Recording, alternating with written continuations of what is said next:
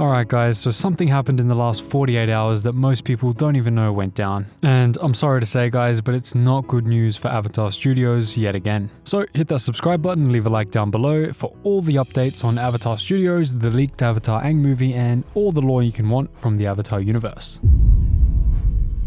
So let's start with the movie because this one really stings the most. According to a schedule posted by Paramount Plus Brazil and quickly deleted afterwards, the leaked Avatar Aang movie called The Legend of Aang is now set to arrive on July 25. That's not the original October date that we all expected. That's not even close to October. This film was supposed to premiere on October 9th, and now it looks like Paramount has quietly moved it up by nearly 3 months with almost no warning to fans who have been tracking the release for over a year. And this is just horrible because this means that they're going to shadow drop it on Paramount Plus with no marketing, no fanfare, no nothing. They're just going to drop it and hope everyone forgets about it because honestly, it feels like Paramount just hate Avatar Studios, and in turn, Avatar Studios just can't manage this brand well at all. I'm sorry, but I have to put the blame first on Paramount, but also on Avatar Studios because this brand has just been managed horrifically for so long now, and it's just horrific and horrible to see. Now, if you've been following the leaked Avatar Aang movie for all this time and all of my videos and all the other news articles about this, you'll know that it was originally meant to release as a theatrical release, the first Avatar film to hit actual cinemas, at least in animated form, and that alone should have been a massive moment for the franchise. One that literally could have turned it into a Star Wars level phenomenon if they continued and kept growing and growing it. But then Paramount pulled it from theaters and quietly reworked it into a streaming exclusive, a decision that upset a lot of the artists and animators who worked on it, along with plenty of longtime fans who wanted to see this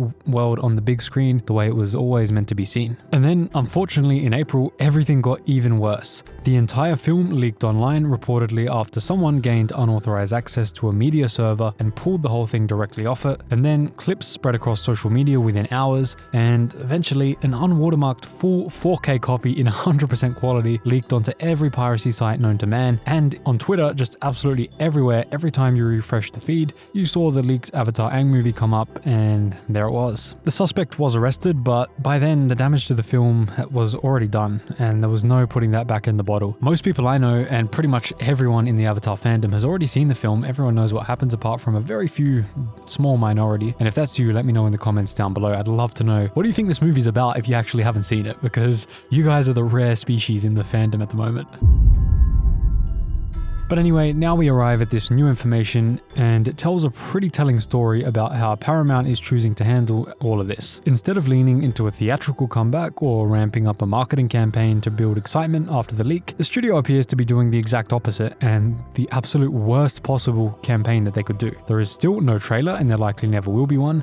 There is still no official campaign, and there never will be one, and if this July 25th date ends up holding, that means that Paramount is planning to release one of the biggest animated projects tied to this franchise ever with absolutely zero promotion, dropping it during the same weekend as San Diego Comic-Con, when Avatar is supposedly expected to have a presence anyway. So what this probably means is Mike and Brian, they're going to have a panel, they're going to say, guys, we just dropped it on Paramount Plus, go check it out, and that is all the marketing we'll get. Literally just Mike and Brian sitting at a panel at a convention saying, go watch it. That's it. That is not marketing. That's...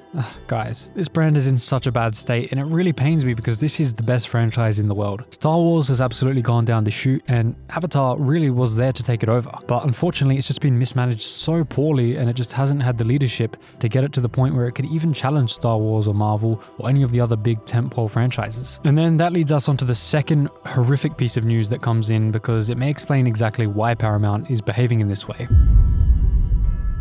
So just days before that schedule surfaced with the July 25th release date, Variety reported some brutal numbers for Avatar: The Last Airbender Season 2 on Netflix. The live-action series returned on June 25th and pulled in 8.7 million views in its first 4 days. That sounds like a solid number until you compare it to where the show started. Season 1 debuted back in 2024 with 21.2 million viewers over the same 4-day window, which means that Season 2 came down by 59%. That is a horrific drop-off, and it just shows us how poor Season 1 first of all was. I didn't like it at all. In fact, I've never even finished it to this day. I could not stomach finishing that Season 1. Season 2 was much better, but unfortunately, most people had moved on, both because there was such a huge time gap in between Season 1 and Season 2, and because the quality of Season 1 was just terrible, and people just lost faith. And I don't blame them for that, because that was a horrific Season 1.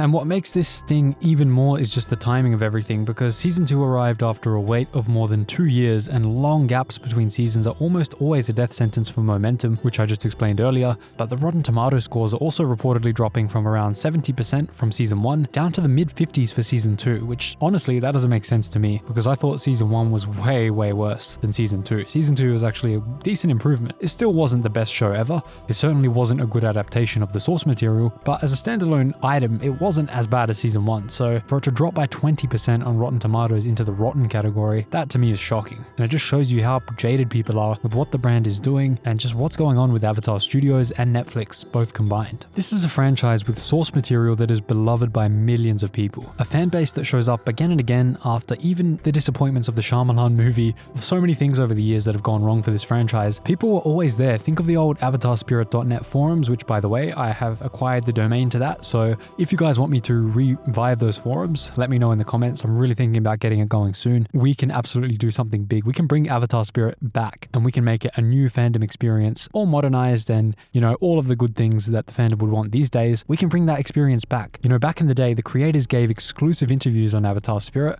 We saw exclusive behind the scenes scripts, concept art, footage, stuff never seen before was all put there. So if we could bring that back, this could really light a fire in the Avatar fandom and this could be awesome. So let me know if you want to see that in the comments down below. So regardless, how can Avatar Studios fix this? I'm going to end on a positive note of how Avatar Studios can pull themselves out of this mess and potentially get to something that could save the brand first of all, but second of all, make it huge and have a resurgence just like it did during COVID when everyone watched it on Netflix and it was the most talked about brand in the world, even in some cases surpassing Star Wars. So the first thing to do is save this movie. This movie can be saved in one or two ways. The first is bring back the old cast. Bring back the original voice actors for Sokka, Katara, maybe not Aang because, well actually no, the original voice actor for Aang could do the role because he's older now and Aang is older in the movie. Bring back those original actors and that would do so much to bring back goodwill in the fandom for people who grew up with those OG voice actors. The second is much more difficult because I know animation takes a long time, but I would say release it as kind of a special edition like the Star Wars prequels did back in the day. Add an extra few scenes to the movie which people who have already seen the leaks, which is most people in the Avatar fandom, add a few extra scenes so that they can go watch the movie and pay for the movie again when they release it in theaters, which they should do now, and that will give a reason for people to buy tickets even if they've already seen the leaked movie because they're going to be going, oh, I wonder what scenes they added, I wonder how the context has changed, I wonder what lore they've added, so let's go buy some tickets to go see this movie. And then of course step 3 for that is to release it in theaters again. I know it's very late to do this now, but release it in December, release it for Christmas time, but have a marketing campaign leading up to that. Make sure you make it clear that this is a special edition. This has new scenes added, which I know is very hard to do, but that would get so much hype for this movie going again, and I think a lot of people would actually go see it. And then the final thing you have to do is make sure that Avatar: The Seven Havens is clear, concise, and very solid in its storytelling. We can't have anything like season 2 of Korra that causes a divide in the fandom. It needs to be clear, concise, and telling a nice, heroic, mythical story that appeals to absolutely everyone, and not just in a way that's like, you appeal to everyone, you appeal to no one. I mean something that is broad, 4-quadrant approach that anyone in the world, regardless of their culture, can understand because it's a universal human experience. Stories like that are the perfect way to revive a brand, and Avatar: The Seven Havens really needs to tell something on that level. So guys, I really hope you enjoyed this video. More horrific news for Avatar Studios, as always. I'm sad that these are most of the videos I have to make these days, but there it is. Anyway guys, thanks so much for watching. If you made it this far, drop a thank Mrs. Katara in the comments down below, and I'll see you in the next video.